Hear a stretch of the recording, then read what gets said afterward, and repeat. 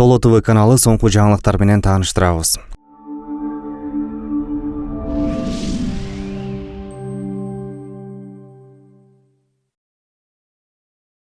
Кыргыз Республикасынын эмгек сиңирген артисти Кайрат Пирмбердиев «Голос» долбооруна катышып жатканда колдогону үчүн экс жубайы Эля Бегалиевага ыраазычылык билдирип, бирок ага чейин деле таанымал ырчы болгонун айтып, төмөнкүдөй пост салды. Ооба, «Голос» долбоорунда Эля мен үчүн балет этип колдогон үчүн чындык нерсе. Талашсыз, ыраазымын ал үчүн бул кишиге. Бирок туугандар, келгиле, кичине акыл калчап ой жүгүртөлү. Эң биринчиден талант Кудайдан берилет. Экинчиден мен көчөдө бомуш болуп жаткан жермен таап алып, курсагымды тойгузуп, кийинтип, адам кылган деле эмес а киши. Эля менен таанышкан кезде мен Кудайдын буйругу менен, Динара Эсонгулова продюсер эжемдин жардамы менен, Султан Садаралиев классташымдын жардамы менен, кыргыз элинин колдоосу менен уже эле сагынганда апам үчүн деген автордук ырларым менен кыргыз элине таанымал ырчы болчумун. Мени Кудай ушундай үн менен ырдай ала турган кылып жараткан үчүн миң мертебе шүгүр келтирем. Менин бул жашоого келишиме себепкер болгон эң биринчиден ата-энем бар. А кишилердин салымы жок бекен. Баарын эле Эля кылып койгонсуп укмуш келтирет экенсиздер да. Кеп жок. Элянын мага кылган жакшылыгына мен чын жүрөктөн ыраазымын. Бирок кичине калыс болсоңор туугандар, макулбу? Кудайды унутпайлы. Биздин жашообуздагы болуп жаткан нерселердин бардыгы бул Кудайдын буйругу менен болот.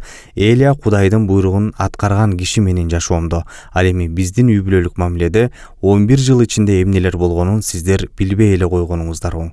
Медальдын эки тарабы бар деген сөз бар. Мага кылган жакшылыгы үчүн Эля алчунун баарын алган. Ээн талаада балдар менен ичээрге тамагы жок, үстүндө үйү жок таштап кеткен эмесмин аны мен. Мен эркекмин да. Унчукпай эле коеюн десем, айттырасыздар да. Билбей эле ардемени жазып.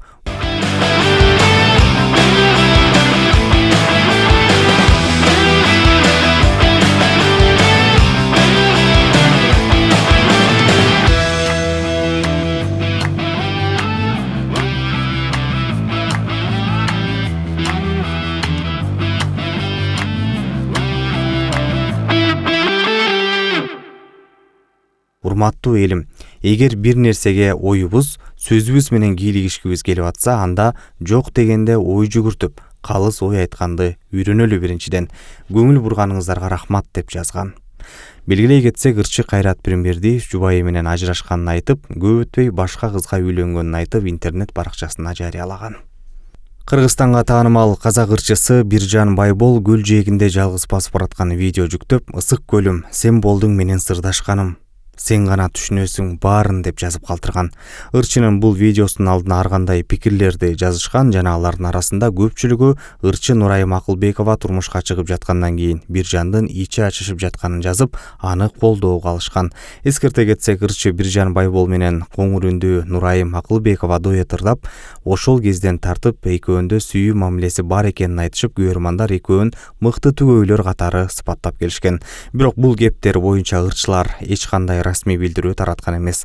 Белгилей кетсек, ырчы Нурай Макулбекова акын Нурсултан Малдыбаевга турмушка чыгып, кыз узатуу тою Аксы жергесинде болуп, ырчынын жакындары катышкан. Ырчы Расул Маматкуловдун кичүү кызы Аяна Маматкулова Кыргызстан сулуусу сынагына катышууда. Бул тууралуу ырчы Айгерим Расул кызы интернет баракчасына видео салып, 19 жаштагы Аяна Расул кызы Мисс Кыргызстан сынагына аттанды. Финал сентябрь айында өтмөкчү деп билдирүү калтырган. Эскерте кетсек, аталган Кыргызстан сулуусу сынагына белгилүү блогер Гузи Исламова да катышууда.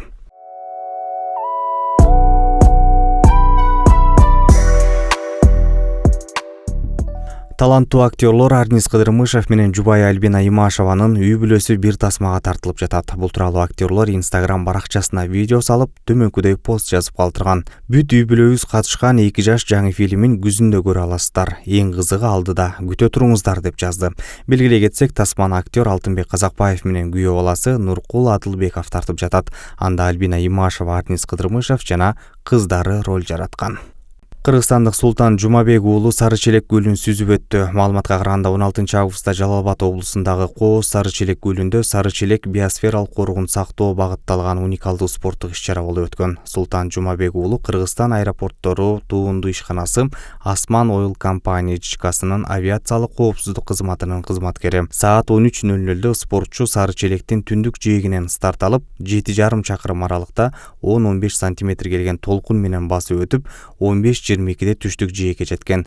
Эс алуусуз сүзүү 2 саат 22 мүнөткө созулуп, анын бекемдигинин, чыдамкайлыгынын дагы бир далили болду деп айтылат маалыматта.